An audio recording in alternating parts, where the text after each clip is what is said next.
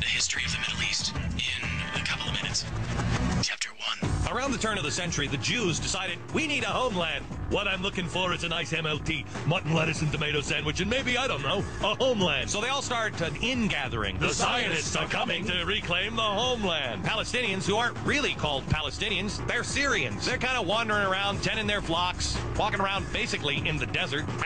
Find themselves with a bunch of Jews there in the desert with them. Would you like a nice MLT? Meanwhile, back in Britain, they're starting to ask themselves, Queenie, baby, what do we do? All these Jews are here. They're going to be starting picking fights now with the Arabs, and the Arabs aren't going to like it. I don't know.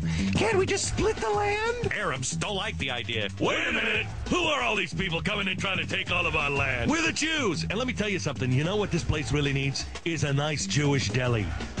Want some lox? Now comes the UN. The United Nations decides, you know what? They're going to split it all up. We're going to give half of it to, quote-unquote, Palestine, which is actually Syria, and the other part to the new Jewish homeland. That way, everybody's happy. Right.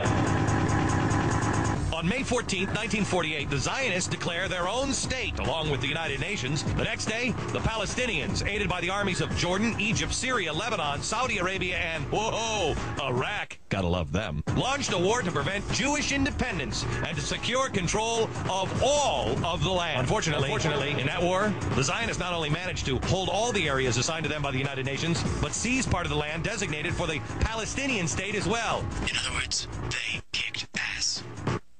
Here's the thing everybody always leaves out of the history books. The other areas designated for the Palestinians by the United Nations were taken, not by the Israelis, but by Jordan and Egypt. Jordan annexed the West Bank while Egypt said, hey, Gaza district, you're out. But don't worry. In the next episode, we're going to find out that neither Arab state allowed the Palestinians to form their own independent government in either of these areas.